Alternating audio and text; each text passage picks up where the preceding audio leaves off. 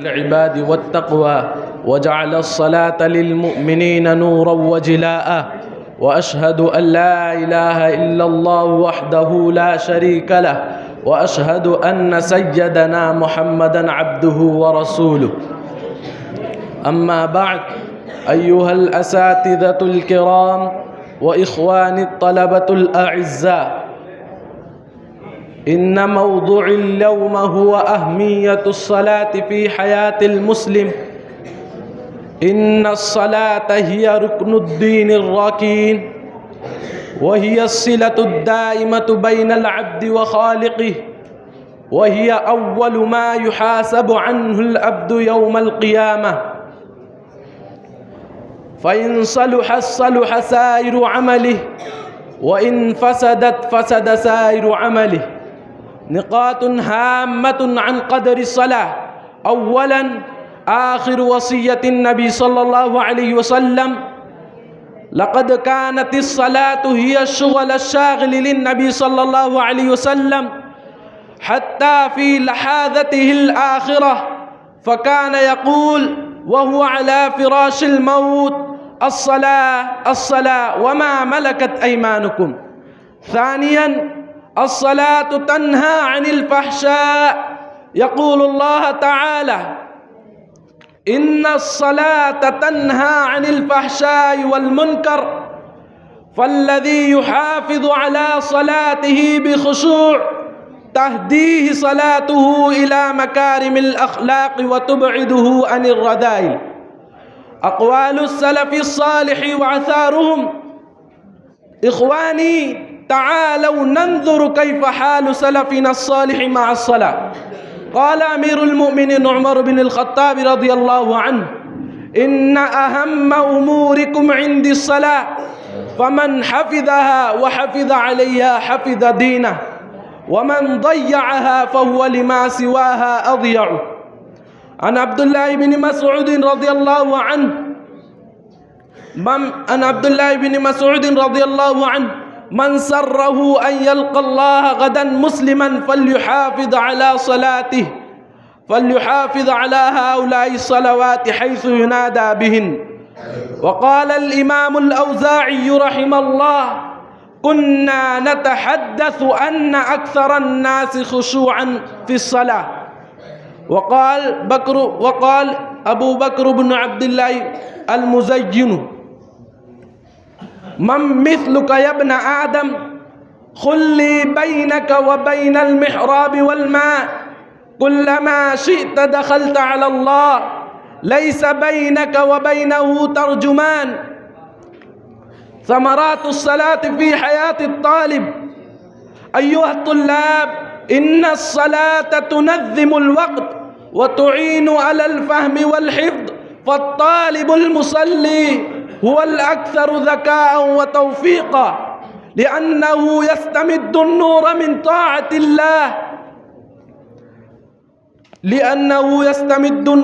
طاعة الله. نسأل الله أن يجعلنا من التوابين، وأن يجعل صلاتنا لوجه الكريم. وآخر دعوانا أن الحمد لله رب العالمين، والسلام عليكم ورحمة الله وبركاته. سيد حفيظ الرحمن فليتفضل مشكورا، وبعد ذلك يكون جاهزا عبد الرزاق أبو بكر.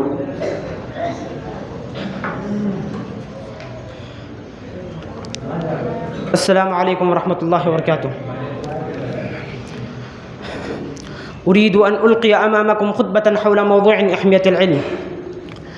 إخوتي الكرام، إن العلم فضله أعظم من أن يشهر وأوضح من أن يظهر، فهو أعز مطلوب وأشرف مرغوب. تسابق الفضلاء لطلبه، وتنافس الأذكياء لتحصيله. من اتصف به فاق غيره، وما اتسم به بان لبله. رفعه الله أهله درجات. قال الله سبحانه: يرفع الله الذين آمنوا منكم والذين أوتوا العلم درجات. العلم موثر للخشية ومثمر للعمل، كما قال الله سبحانه وتعالى: إنما يخشى الله من عباده العلماء. فمن كان بالله أعرف كان منه أخوف. إخوتي الأعزة، استشهد الله أهل العلم على أشرف مشهود به وهو التوحيد، وقرن شهادتهم بشهادته وبشهادة ملائكة. قال الله سبحانه: شهد الله أنه لا إله إلا هو والملائكة وأولي العلم قائما بالقسط لا إله إلا هو العزيز الحكيم. أصدقائي الأعزة، من سلك طريقا العلم فقد أراد الله به خيرا، ومن ترك العلم فقد اشترى خسرا. قال رسول الله صلى الله عليه وسلم: من يرد الله به خيرا يفقهه في الدين. العلم أعظم ما تنافس فيه المتنافسون، وأغطى ما غبط عليه المؤمنون. والعلم طريق فوزا بالجنة والسبيل نجاة من النار. قال رسول الله صلى الله عليه وسلم: من سلك طريقا يلتمس فيه علما سهل الله له طريقا إلى الجنة. العلم يبقى أثره للإنسان حيا وميتا. فعن أبي هريرة رضي الله عنه قال رسول الله صلى الله عليه وسلم قال: إذا مات ابن آدم انقطع عنه عمله إلا من ثلاث: صدقة جارية، أو علم ينتفع به، أو ولد صالح يدعو له. إخوتي في الله، لقد تكاثر الكلام العلماء من الصحابة ومن بعدهم في العلم وفضله، لأنهم عرفوا قيمته ورأوا أهميته في الحياة المسلمين. قال عمر رضي الله عنه: مجلس فقه خير من عبادة 60 سنة. وقال الإمام الشافعي رحمه الله: طلب العلم أفضل من صلاة النافلة، وليس بعد الفرائض أفضل من طلب العلم، ومن لا يحب العلم لا خير فيه. وقال علي رضي الله عنه: العلم خير من المال. العلم خير من المال لأن العلم يحرسك وأنت تحرس المال. وقال الإمام ابن تيمية رحمه الله: العلم يرفع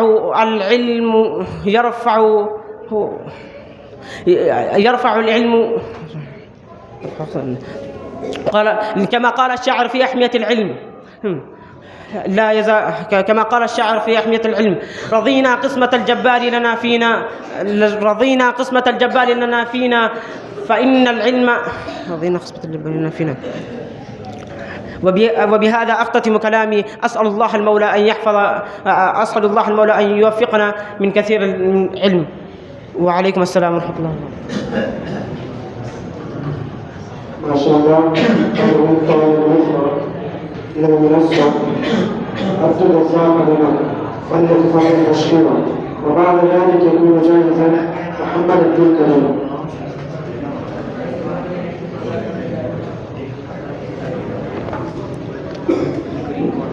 السلام عليكم ورحمة الله وبركاته. الحمد لله رب العالمين، والصلاة والسلام على رسوله الكريم ومن تبعهم بإحسان إلى يوم الدين. أما بعد، رئيس الحفل الكريم وإخواني في الله، إني أريد أن أقدم بين أيديكم في هذه الحفلة المباركة الميمونة خطبة مختصرة حول الموضوع أهمية العلم وفضله في ضوء الكتاب والسنة.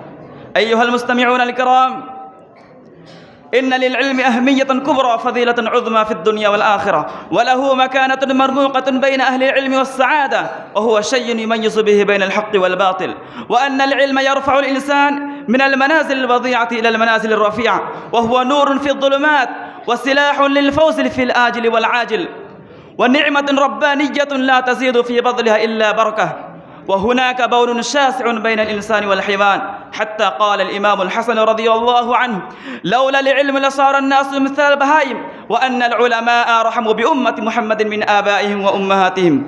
أيها المستمعون الكرام وإخواني في الله، إن للعلم فضائل عديدة لا تعد ولا تحصى، فمن تلك الفضائل أن العلم ميراث النبوة، وأن أهله ورثة الأنبياء. قال عليه الصلاة والسلام: إن العلماء ورثة الأنبياء. والفضيلة الثانية: إن الله يرفع لأهل العلم درجاتهم في الدنيا والآخرة. قال الله سبحانه وتعالى: يرفع الله الذين آمنوا منكم والذين أوتوا العلم درجات. والفضيلة الثالثة: إن العلم يبقى نفعه وإن المال يفنى. قال النبي صلى الله عليه وسلم: إذا مات الإنسان انقطع عنه عمله إلا من ثلاثة: إلا من صدقة جارية، أو علم ينتفع به، أو ولد صالح يدعو له. والفضيلة الرابعة: يتوصل الإنسان بالعلم يتوصل الإنسان بالعلم إلى أن يكون من الشهداء للحق. والدليل على ذلك شهد الله أنه لا إله إلا هو والملائكة أولو العلم قائما بالقسط. والفضيلة الخامسة إن العلم خير والجهل ضلالة، فأهل العلم قائمون على أمر الله حتى تقوم الساعة. والدليل على ذلك قال النبي صلى الله عليه وسلم: من يرد الله به خيرا يفقهه في الدين. والفضيلة السادسة إن العلم رغب فيه النبي صلى الله عليه وسلم من يغتبط الإنسان على ذلك. قال النبي صلى الله عليه وسلم: لا حسد إلا في اثنتين: رجل آتاه الله مالا فسلطه على هلكته في الحق، ورجل آتاه الله حكمة فهو يقضي بها ويعلمها. والفضيلة السادسة إن العلم طريق الجنة كما دل الدليل على ذلك. قال صلوات الله عليه وسلامه: ومن سلك طريقا يلتمس فيه علما سهل الله به طريقا إلى الجنة. والفضيلة الثامنة إن كل ما في الكون يدعو لمتعلم الخير ومعلميه كما دل الدليل على ذلك. وإن الملائكة لتضع أجنحتها رضا لطالب العلم. أيها المستمعون الكرام، إن العلم سيمة من سيم أمة محمد صلى الله عليه وسلم، لكن الأسف كل الأسف أن هذه الأمة قد تبتعد عن العلم شيئا فشيئا وتفوت من المسلمين هذه السيمة الغالية. وأن العلماء وتفوت من المسلمين هذه السمة الغالية. ومن الحقائق أن الأمة المسلمة كلما ارتقت في مجال العلم حكم على أهل الأرض، وكلما ارتقت في مجال العلم حكمت على أهل الأرض وغلبت عليهم، وكلما تركت العلم وجهلت سلط الله عليهم الآخرين وحكموا عليهم ويحكمون. وفي الأخير أدعو الله لي ولكم أن يرزقني الله وإياكم ويوفقنا للعمل بما يعمل ويرضاه، ويوفقنا للعمل بما يرضاه علينا ونعمل بما علمنا. أقول قولي هذا وأستغفر الله لي ولكم ولسائر المسلمين فاستغفروه إنه هو الغفور الرحيم. والسلام عليكم ورحمة الله وبركاته. ما شاء الله. أدعو الطالب الأخرى محمد عبد الكريم فليتفضل مشكورا، وبعد ذلك يكون جاهزا حمزة بلال. ये कुछ बच्चे आगे जो है हंसते हैं मस्ती करते हैं, पीछे कुछ बच्चे जो मुंसरी के तौर पर मुंतजिम के तौर पर खड़े हैं, मैं चाहता हूँ कि ये इनके पास आकर के खड़े हो जाए। अब्दुल रकीब या इरबाज सुरैय या अब्बास, आप इसे कोई एक इन लोगों के पास खड़े हो जाए और उनको खामोश कराता है। यहाँ इस दीवार की तरफ आ जाए। वबरकातुहू नहमदुहू व नुसल्ली अला रसूलिहिल करीम, अम्मा बाद।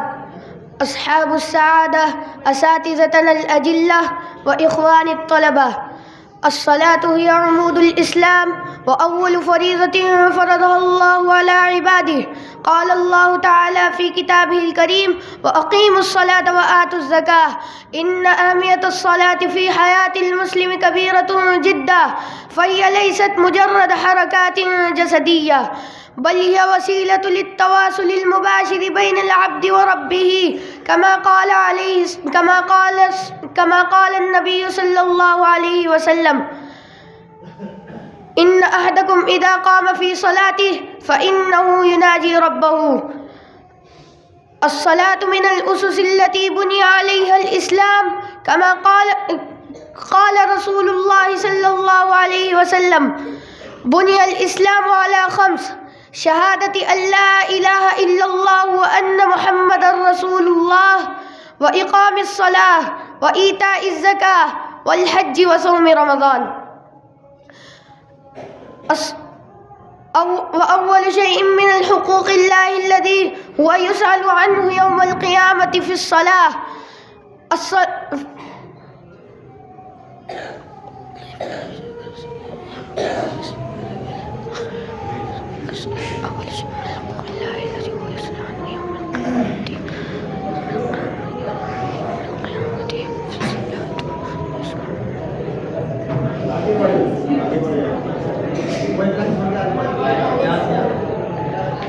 أيها المسلمون، الصلاة ضمانة الإسلام.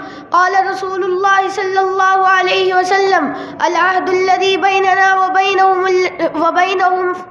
وبينهم الذي فمن تركها فقد كفر. كثير من أهل العلم يقولون إن من يترك الصلاة فهو من ملة الإسلام. أيها الطلاب، لو أنت تقيم الصلاة فهو في ذمة الله، والذين هم في ذمة الله هم الفائزون والمفلحون، والذين لا يقيمون الصلاة هم في ذمة الله، والذين هم ليسوا في ذمة الله هم الخائبون والخاسرون. قال رسول الله صلى الله عليه وسلم: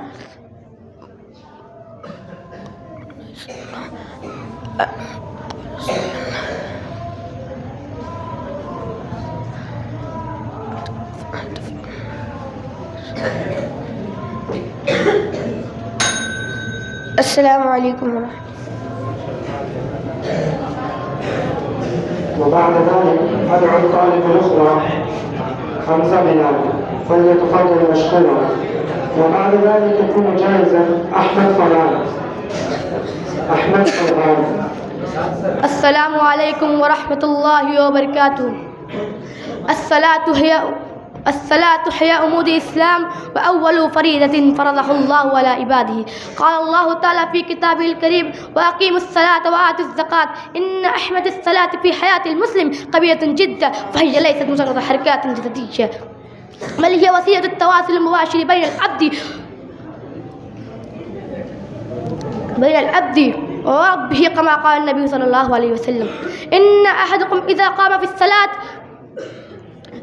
فإنه يناجي ربه.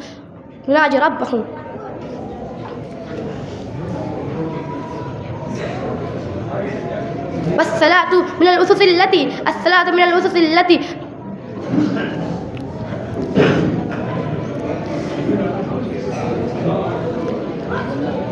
التي بني عليها الإسلام على خمس.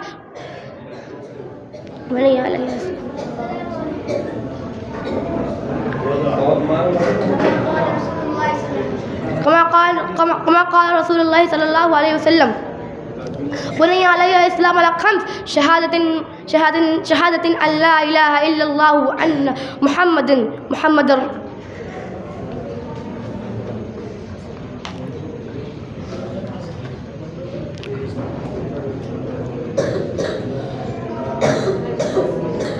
وإيتاء الزكاة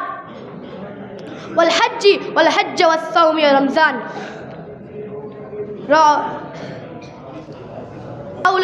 أول شيء من حقوق الله الذي يوم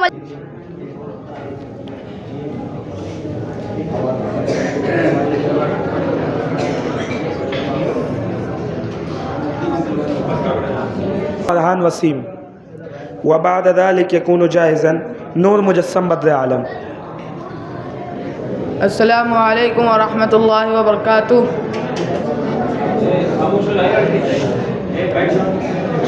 إن الحمد لله نعمده ونصلي على رسوله الكريم. أما بعد، أيها الإخوة، أنا أريد أن أكتب باللغة العربية وهي موعظته أهمية الصلاة في كل حياة المسلمين. قال الله تعالى في القرآن المجيد: إن الصلاة تنهى عن الفحشاء والمنكر.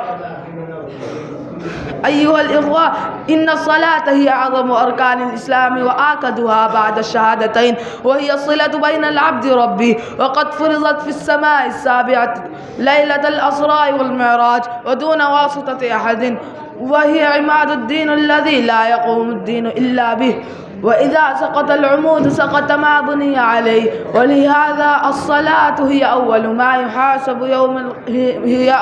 يحاسب العبد يوم القيامة، فإن صلحت صلح سائر عمله وأفلح وأنجح، وإن فسدت فسد سائر عمله وخاب وخسر. وهي آخر وصية أوصى بها النبي صلى الله عليه وسلم عن أمته. عن أمة سلمة رضي الله عنه قالت: كان آخر وصية أوصى بها النبي صلى الله عليه وسلم الصلاة وما ملكت أيمانكم. أيها الإخوة، الصلاة منزلتها رفيعة وفضائلها كثيرة. قال الله تعالى في القرآن المجيد والفرقان الحميد: إن الصلاة تنهى عن الفحشاء والمنكر. وفي الصحيحين عن أبي هريرة رضي الله عنه قال: سمعت رسول الله صلى الله عليه وسلم: أرأيتم لو أن نهر بباب أحدكم يغتسل منه كل يوم 5 مرات هل يبقي درنه شيء؟ قالوا: لا يبقي درنه شيء. قال: كذلك مثل الصلوات الخمس يمحو الله بهن الخطايا. وهي حديث آخر: الصلاة الجمعة إلى الجمعة لما بينهم الصلاة إلى الجمعة إلى الجمعة بينهن كفارة لما بينهن لما تغش الكبائر. والصلاة ولعظم شأنها وعلو مكانتها عند الله تعالى لم يعذر المريض بتركها، وأمر أن يصلي على حسب حاله، فيصلي قائما، فإن لم يستطع صلي قائدا، فإن لم يستطع صلي مستلقيا على ظهره، فإن لم يستطع صلي على حسب حاله أي حال. قال الله تعالى في القرآن المجيد: لا يكلف الله نفسا إلا وسعها. فإن عجز المريض بأحوال السابقة فيصلي بقلبه، فيكبر ويقرأ وينوي الركوع والسجود بالقلب، لأن الصلاة هي ما دام عقله ثابتا بأي حال من الأحوال، سواء استطاع استقبال أم لم يستطع استطاع الطهارة. قال الله تعالى في القرآن المجيد: لا يكلف الله نفسا إلا وسعها. وكانت الصلاة قرة عين النبي صلى الله عليه وسلم وأحب الأعمال إليه. وكان النبي صلى الله عليه وسلم يقوم من الليل حتى تتفطر قدماه. فقالت عائشة رضي الله عنه قال: يا رسول الله، لما تفعل يا رسول الله وقد غفر الله لك ما تقدم من ذنبك وما تأخر؟ قال: أفلا أكون عبدا شكورا. وفي آخر: اللهم أصلح أحوالنا وأحوال المسلمين وجعلنا من عبادك المؤمنين. وصلى الله وسلم على نبينا محمد وعلى آله وصحبه. والسلام عليكم ورحمة الله وبركاته. ما شاء الله. أدعو الطالب الأخرى إلى المنصة نور مجسم بدر عالم، فليتفضل مشكورا. وبعد ذلك يكون جاهزا حذيفة شيش.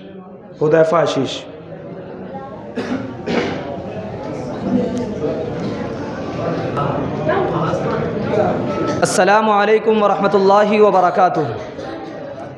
الحمد لله رب العالمين، والصلاة والسلام على رسوله الكريم، أما بعد. رئيس الحفلة الموقر وأساتذتنا الأجلة وإخواني في الله، أريد أن ألقي أمامكم خطبة وجيزة حول الموضوع أهمية العلم في ضوء الكتاب والسنة. إخوتي الكرام، إن للعلم الشرعي في الإسلام منزلة عالية وفضلا عظيما. إذا ابتدأ الله تعالى إنزال الوحي بقوله سبحانه وتعالى: اقرأ، دلالة على أهمية العلم، لأن الإنسان إذا كان خاليا من العلم لم يتمكن من تصحيح عقيدته ودينه. ولذا بوب الإمام البخاري رحمه الله باب العلم قبل القول والعمل، لقول الله تعالى: فاعلم أنه لا إله إلا الله، فبدأ بالعلم. قال ابن بطال رحمه الله: يكون العمل مرجو النفع إذا تقدمه العلم، أي لأن العمل من غير علم لا يضمن أن يكون صحيحا، وإذا لم يكن العمل صحيحا فلا يرجى عليه ثواب، بل قد يكون عليه إثم. إخوتي الكرام، إن للعلم فضائل عديدة ومنازل رفيعة في الكتاب والسنة. الأول: قال النبي صلى الله عليه وسلم: طلب العلم فريضة على كل مسلم.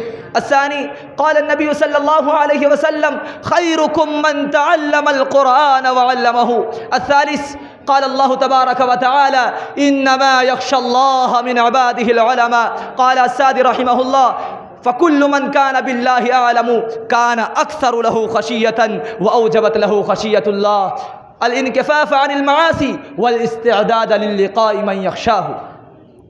الخامس قال الله تبارك وتعالى يرفع الله الذين آمنوا منكم والذين أوتوا العلم درجات. السادس قال الله تبارك وتعالى قل هل يستوي الذين يعلمون والذين لا يعلمون. قال ابن عثيمين رحمه الله استفهام بمعنى النفي، قل هل يستوي الذين يعلمون والذين لا يعلمون؟ الجواب لا يستوي الذين يعلمون والذين لا يعلمون. السادس العلم تركة الأنبياء كما قال النبي صلى الله عليه وسلم إن العلماء ورثة الأنبياء إن الأنبياء لم يورثوا دينارا ولا درهما إنما ورثوا العلم فمن أخذه أخذ بحظ وافر. السابع من سار في طريق العلم فهو كمن سار في طريق الجنة كما قال النبي صلى الله عليه وسلم من سلك طريقا يلتمس فيه علما سهل الله له طريقا إلى الجنة. الثامن تدعو خلائق الأرض والسماوات حتى السمك لطالب العلم. قال النبي صلى الله عليه وسلم إن العالم لا يستغفر له من في السماوات والأرض والحيتان في جوف الماء. قال علي بن أبي طالب رضي الله تعالى عنه العلم خير من المال، العلم يحرسك وأنت تحرس العلم. إخوتي الكرام، وبهذا أختتم كلامي بدعاء النبي صلى الله عليه وسلم اللهم إني أسألك علما نافعا ورزقا طيبا وعملا صالحا. وآخر دعوانا أن الحمد لله رب العالمين والسلام عليكم ورحمة الله وبركاته.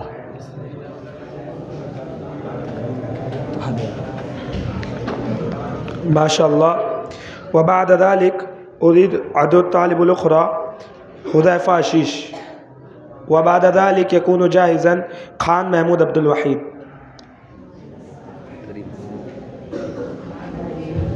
السلام عليكم ورحمة الله وبركاته. الحمد لله رب العالمين والصلاة والسلام على سيد الأنبياء والمرسلين نبينا محمد وعلى آله وصحبه أجمعين ومن تبعهم بإحسان إلى يوم الدين. أما بعد، أيها الحفل الكريم وإخواني في الله، أنا أريد أن ألقي أمامكم كلمات حول موضوع أهمية الصلاة في حياة المسلم. فاتقوا الله عباد الله، واعلموا أن الصلاة أعظم شعائر الإسلام وعمود الدين، وهي التي قام عليها الدين بعد الشهادتين. فقد عظم الإسلام شأن الصلاة ورفع ذكرها وأعلى مكانتها، وهي أعظم أركان الإسلام بعد الشهادتين.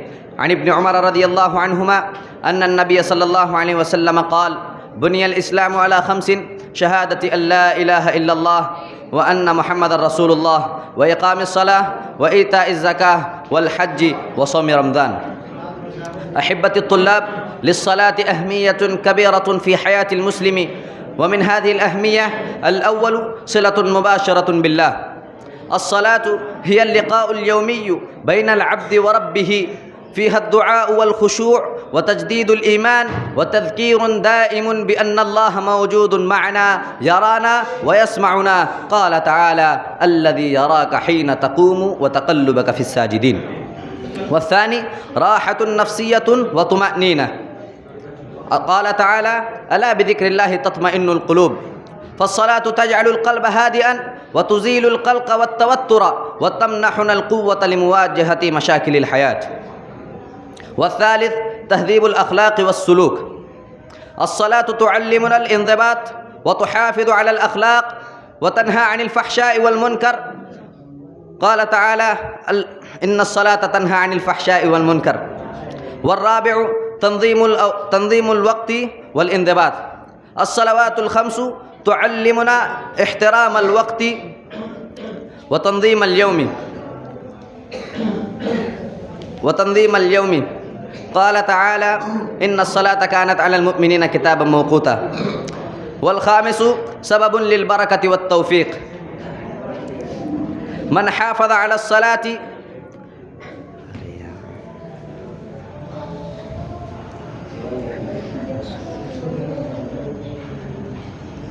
السلام عليكم.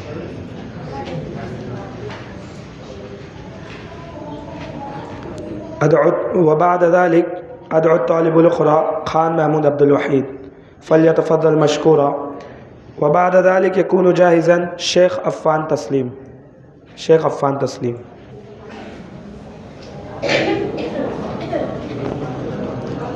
السلام عليكم ورحمة الله وبركاته.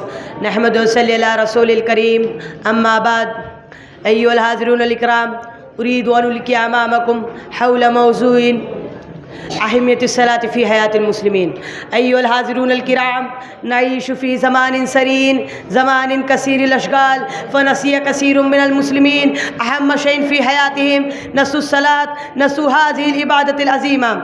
الصلاة ليست مجرد حركات ولا كلمات نقولها بسرعة، بل هي كلام مع الله، بل هي قرب من الله. فمن حافظ على صلاته قرب عن ربه، ومن تركها بعد عن ربه. الصلاة هي حياة القلب، وإذا صلحت القلوب صلحت الحياة، وإذا فسدت القلوب فسدت الحياة. كما قال الله تعالى في القرآن المجيد: قد أفلح المؤمنون الذين هم في صلاتهم خاشعون. وقد جعل الله تعالى صلاة فريضة عظيمة وأمرنا بها آيات كثيرة، كما قال رسول الله صلى الله عليه وسلم: وأقيموا الصلاة. وفي سورة التوبة: فإن تابوا وأقاموا الصلاة. الصلاة هي أفضل الأركان الإسلام بعد الشهادتين، وأفضل الأعمال بعدهما، وهي فرض عين ومن أهمية الصلاة في حياة المسلمين. أولا، الصلاة هي أفضل الأركان الإسلام بعد الشهادتين، كما قال رسول الله صلى الله عليه وسلم في الحديث: بني الإسلام على خمس: شهادة أن لا إله إلا الله وأقاموا الصلاة. ثانيا، الصلاة أهم أمور الدين، كما قال رسول الله صلى الله عليه وسلم: رأس الأمر الإسلام وعموده الصلاة. وفي الحديث: فالصلاة قوام الدين، كما يقوم الخباء الذي يقوم به، كما يقوم الخباء على عموده. ثالثا، الصلاة هي الوصية الأخيرة للنبي صلى الله عليه وسلم. عن أم سلمة رضي الله عنها أن رسول الله صلى الله عليه وسلم كان يقول في مرضه الذي توفى فيه: الصلاة الصلاة الصلاة وما ملكت أيمانكم. رابعا، الصلاة هي أول ما يسأل عنه العبد يوم القيامة. قال رسول الله صلى الله عليه وسلم: أول ما يحاسب عنه العبد يوم القيامة الصلاة. وإذا صلحت الصلاة صلح سائر عمله، وإذا فسدت الصلاة فسد سائر عمله. ومع ذلك نرى اليوم أن كثيرا من المسلمين يقولون: ليس عندنا وقت، ولكنه الوقت لكل شيء. يجدون الوقت للهاتف، يجدون الوقت للعمل، يجدون الوقت للجلوس مع الناس، ولكنهم 5 دقائق للصلاة، ومع أن الله يقول: حافظوا على صلواتكم. الخامس، الصلاة هي الفارق بين المسلم والكافر، كما قال رسول الله صلى الله عليه وسلم: بين الرجل وبين الشرك والكفر ترك الصلاة. السادسا، الصلاة هي حاجز بين العبد والمعاصي، كما قال الله تعالى في القرآن المجيد: إن الصلاة تنهى عن الفحشاء والمنكر.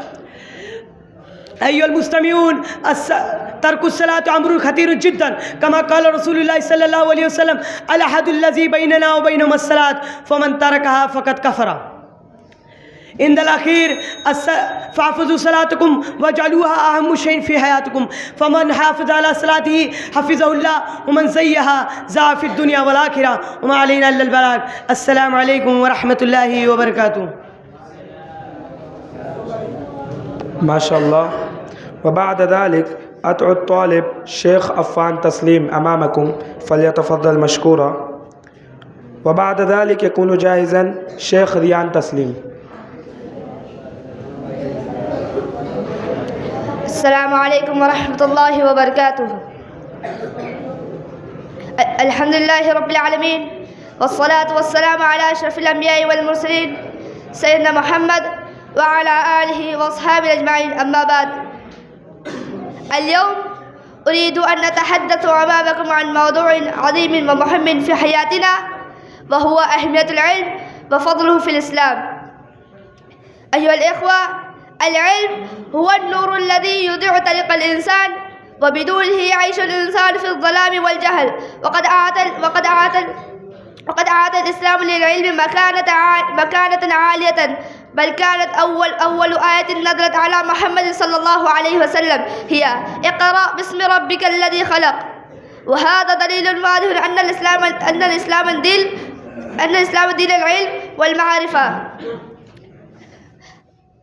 أيها الأحبة، العلم يرفع شأن الإنسان في الدنيا والآخرة. قال الله تعالى في القرآن الكريم: يرفع الله الذين آمنوا منكم والذين أوتوا العلم درجات، يعني أن الله يرفع درجات أهل العلم ويعطيهم مقاما عاليا. وقال النبي صلى الله عليه وسلم: طلب العلم فريضة على كل مسلم، فطلب العلم ليس خيار، بل هو فرض على كل مسلم ومسلمة.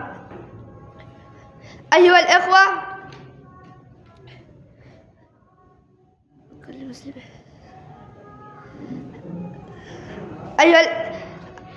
أيها الحضور الكرام، العلم لا يقربون من النجاح الدنيوي فقط بل يقربون من الله تعالى أيضا. بالعلم نعرف حلال وحرام، بالعلم نصحح به عباداتنا وأخلاقنا، بالعلم نصبح نافعين لأنفسنا والمجتمعين. كما أن العالم أفضل من الجاهل، مثل النور أفضل من الظالم. نسأل الله أن يجعلنا من الأهل علم، وأن يزدنا علمنا وعملا.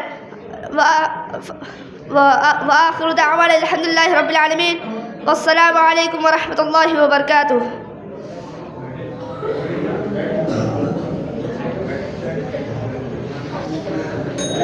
وبعد ذلك أدعو الطالب شيخ ريان تسليم أمامكم، فليتفضل مشكورا.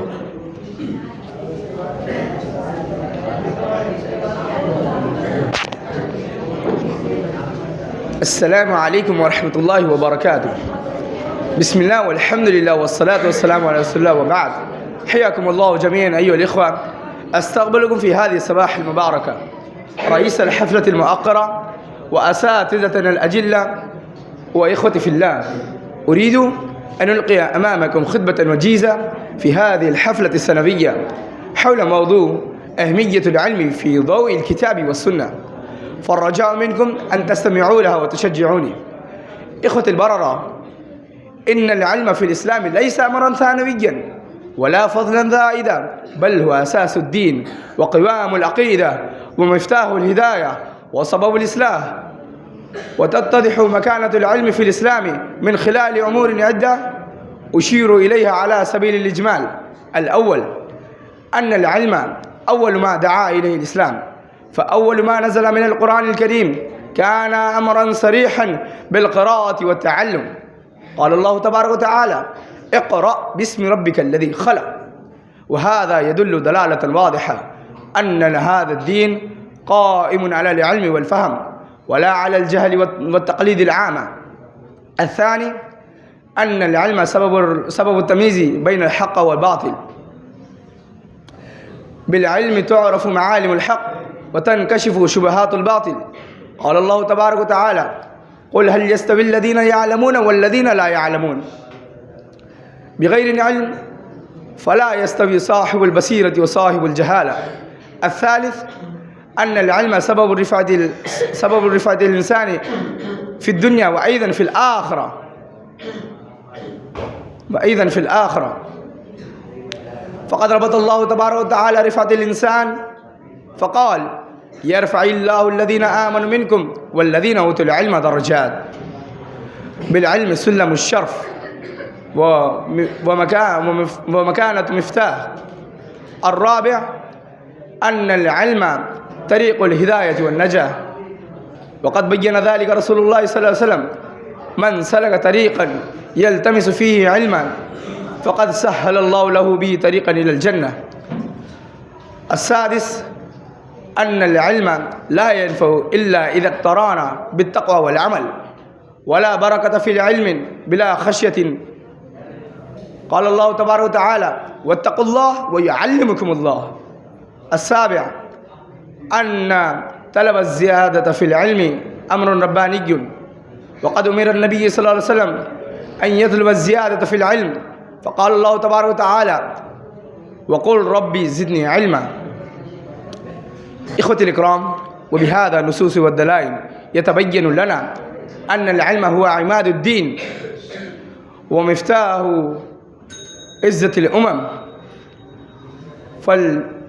فلنريد لنا عليكم بالعلم، وأن نقبل عليه ونخلص فيه ونربطه بالعمل والإخلاص. وبالآخر أسأل الله المولى الكريم: اللهم ارزقنا علما نافعا وقلبا خاشعا وعملا صالحا، ووقفنا لما تحب وترضى. اللهم آمين. وآخر دعوانا الحمد لله رب العالمين، والسلام عليكم ورحمة الله وبركاته. ما شاء الله. وبعد ذلك أدعو الطلاب الأخ عمار رفيق أمامكم، وينتظر بعده الأخ رائد افتخار علم.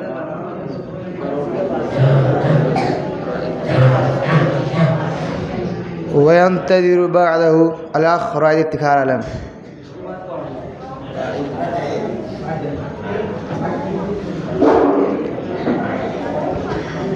السلام عليكم ورحمة الله وبركاته.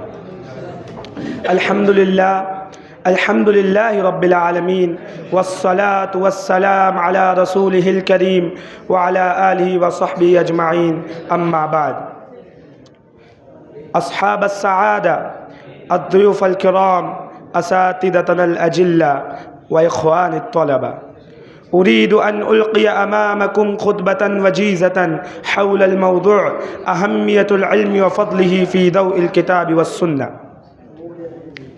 أيها المسلمون، إن للعلم الشرعي في الإسلام منزلة عالية وفضلا عظيما، إذا ابتدأ الله تعالى إنزال الوحي بقوله سبحانه: اقرأ، دلالة على أهمية العلم، لأن الإنسان إذا خاليا من العلم لم يتمكن من تصحيح عقيدته. ولذا بوب الإمام البخاري رحمه الله باب العلم قبل القول والعمل، لقول الله تعالى: فاعلم أنه لا إله إلا الله، فبدأ بالعلم.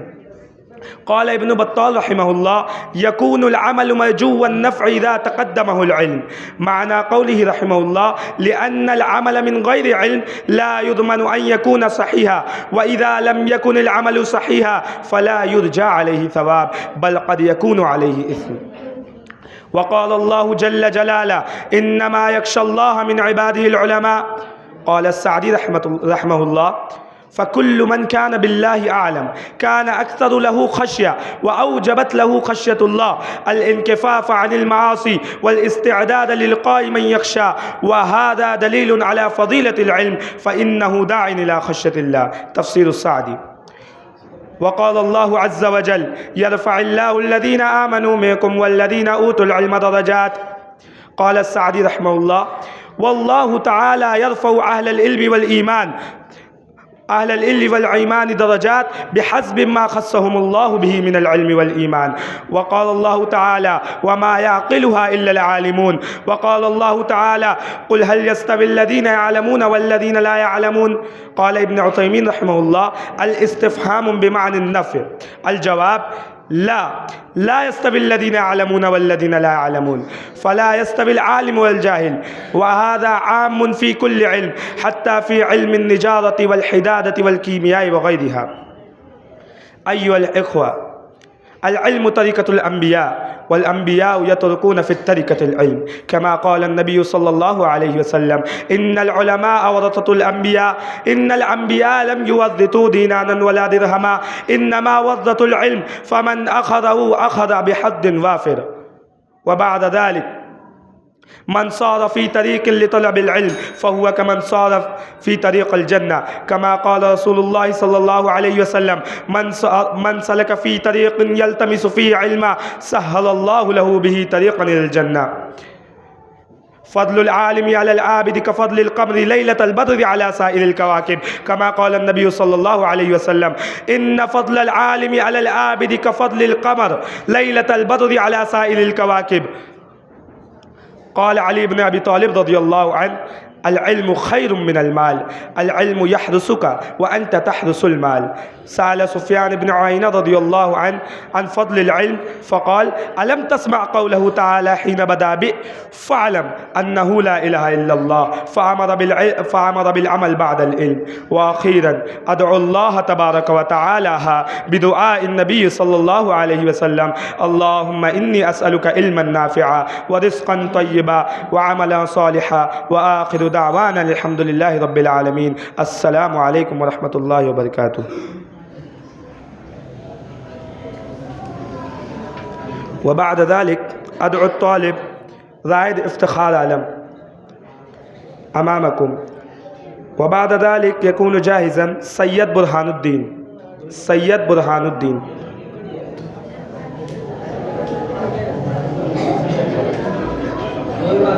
السلام عليكم ورحمة الله وبركاته. بسم الله الرحمن الرحيم. الحمد لله الحليم الغفار العزيز الجبار والصلاة والسلام على النبي المختار وآله وصحبه ما تعاقب الليل والنهار. أما بعد، رئيس الحفل المبجل وأساتذة الكرام وإخواني البررة، إني أريد أن ألقي أمامكم كلمة مختصرة حول الموضوع صفات المنافقين. أيها الحفل الكرام، قد اشتد خوف الصحابة رضي الله عنهم ومن بعدهم من الصالحين من النفاق. عباد الله، جاء ذكر المنافقين والمنافقات في القرآن والسنة في مواضع عديدة تبين صفاتهم وتحذر المؤمنين منهم ومن أخلاقهم، حتى أفرد الله تعالى سورة خاصة بهم. فمن أهم صفاتهم التخلف عن صلاة الجماعة. عن عبد الله بن مسعود رضي الله عنه قال: من سره أن يلقى الله غدا مسلما فليحافظ على هؤلاء الصلوات حيث ينادى بهن، ولقد رأيتنا وما يتخلف عنها إلا منافق معلوم النفاق. ومن صفاتهم مرض القلب. قال سبحانه وتعالى: في قلوبهم مرض فزادهم الله مرضا ولهم عذاب أليم بما كانوا يكذبون. وقال ابن القيم رحمه الله: قد نهكت أمراض الشبهات والشهوات قلوبهم فأهلكتها، وغلبت القصود السيئة على إرادتهم ونياتهم فأفسدتها. ومن صفاتهم التكبر والاستكبار. قال سبحانه وتعالى: وإذا قيل لهم تعالوا يستغفر لكم رسول الله لووا رؤوسهم ورأيتهم يصدون وهم مستكبرون، أي صدوا وأعرضوا عما قيل لهم استكبارا عن ذلك واحتقارا لما قيل. ومن صفاتهم الاستهزاء بآيات الله والاستهزاء بالمؤمنين. قال سبحانه وتعالى: يحذر المنافقون أن تنزل عليهم سورة تنبئهم بما في قلوبهم قل استهزئوا إن الله مخرج ما تحذرون. وقال سبحانه وتعالى: وإذا لقوا الذين آمنوا قالوا آمنا وإذا خلوا إلى شياطينهم قالوا إنا معكم إنما نحن مستهزئون. وقال ابن القيم رحمه الله: لكل منهم وجهان، وجه يلقى به المؤمنين ووجه ينقلب به إلى إخوانه من الملحدين، وله لسانان أحدهما يقبله بظاهره المؤمنون والآخر يترجم به عن سره المكنون. ومن صفاتهم صد الناس عن الإنفاق. قال سبحانه وتعالى: هم الذين يقولون لا تنفقوا على من عند رسول الله حتى ينفضوا ولله خزائن السماوات والأرض ولكن المنافقين لا يفقهون. ومن صفاتهم أنهم سفهاء ويرمون المؤمنين بالسفه. قال سبحانه وتعالى: وإذا قيل لهم آمنوا كما آمن الناس قالوا أنؤمن كما آمن السفهاء ألا إنهم هم السفهاء ولكن لا يعلمون. ومن صفاتهم مخادعة الله وهم المخدوعون والكسل في العبادات. قال سبحانه وتعالى: إن المنافقين يخادعون الله وهو خادعهم وإذا قاموا إلى الصلاة قاموا كسالى يراءون الناس ولا يذكرون الله إلا قليلا.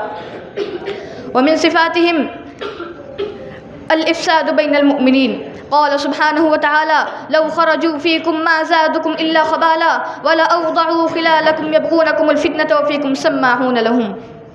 ومن أبرز صفات المنافق كما قال النبي صلى الله عليه وسلم: إذا حدث كذب وإذا وعد أخلف وإذا اؤتمن خان وإذا عاهد غدر وإذا خاصم فجر. وأخيرا أدعو الله أن يجنبنا النفاق والشقاق والمراء وأن يوفقنا جميعا لما يحبه ويرضاه. وآخر دعوانا أن الحمد لله رب العالمين والسلام عليكم ورحمة الله وبركاته.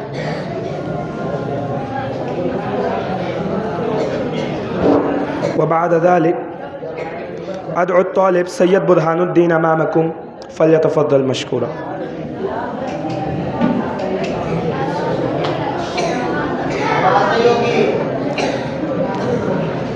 السلام عليكم ورحمة الله وبركاته. الحمد لله الذي يعلم خفايا الصدور ويطلع على مكنونات القلوب، لا تخفى عليه سريرة في الظلمات، يقلب القلوب كيف يشاء فيهدي من أخلص ويضل من أعرض واتبع هواه. والصلاة والسلام على من أرسله الله رحمة للعالمين وفضح به النفاق والمنافقين وكشف به أقنعة المتلونين، وعلى آله وأصحابه ومن تبعهم بإحسان إلى يوم الدين. وبعد، رئيس الحفلة المؤقر، لجنة التحكيم، وإخواني في الدين، موضوعي في هذه الحفلة المباركة صفات المنافقين في ضوء الكتاب والسنة. أيها المستمعون الكرام، قفوا وقفة تدبر وخشية أمام قول الله تعالى: إن المنافقين في الدرك الأسفل من النار ولن تجد لهم نصيرا. لم يجعلهم الله مع سائر أهل النار، بل خصهم بأسفل الدركات، لأن خطرهم أعظم وشرهم أعمق، فهم أعداء من داخل الصف، يفسدون ولا يظهر منهم الفساد، ويطعنون الأمة وهم يرفعون شعارها. أيها الإخوة الأكارم، إن النفاق ليس زلة لسان ولا خطأ عابرا، بل هو مرض عقدي وانحراف قلبي وانفصام بين الظاهر والباطن. قال الله العليم بذات الصدور: يخادعون الله والذين آمنوا وما يخدعون إلا أنفسهم وما يشعرون. يظن المنافق أنه يخدع غيره وما علم أن خداعه يعود عليه ظلمة في القلب وخسرانا في المصير. ومن أوصاف المنافقين البارزة الكذب الدائم، لا يكذب لضرورة بل يكذب طبعا وسجية، يلون الحق ويزين الباطن حتى تختلط الأمور على السامعين. وقد قال النبي صلى الله عليه وسلم: آية المنافق ثلاث: إذا حدث كذب. فالكذب عنده ليس عيبا بل وسيلة، وليس زلة بل منهج حياة. ومن صفاتهم إخلاف الوعد ونقض العهود، فإذا وعد أخلف وإذا تعهد خان، لأن قلبه لا يعرف مراقبة الله ولا يستشعر عظمة الوقوف بين يديه. قال النبي صلى الله عليه وسلم: وإذا وعد أخلف، فهو يتكلم بلسان الثقة ويعمل بيد الخيانة. ومن أخطر أوصافهم خيانة الأمانة، أمانة الدين والكلمة والمسؤولية، فإذا اؤتمن خان وإذا وكل ضيع. وقد قال الله سبحانه وتعالى: إن الله لا يحب الخائنين، فكيف بمن جعل الخيانة خلقا دائما. ومن سمات المنافقين التي تفضح سريرتهم كسلهم عن الصلاة، فهي عليهم ثقيلة، لا يقيمونها حبا ولا يؤدونها شوقا، إنما يفعلونها رياء ونفاقا. قال الله سبحانه وتعالى: وإذا قاموا إلى الصلاة قاموا كسالى يراءون الناس. صلاة جسد بلا روح وعبادة سورة بلا إخلاص. ومن صفاتهم أيضا الجرأة على المعاصي مع ادعاء الصلاح، يظهرون النصح ويبطنون الفساد، يأمرون بالخير ولا يأتونه، وينهون عن الشر ويفعلونه، فاجتمع فيهم سوء العمل وفساد القصد.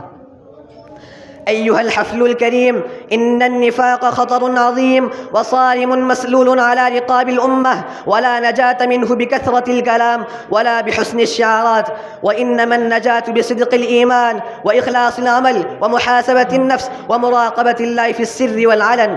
ففتشوا قلوبكم وزنوا أعمالكم وخافوا يوما تكشف فيه السرائر.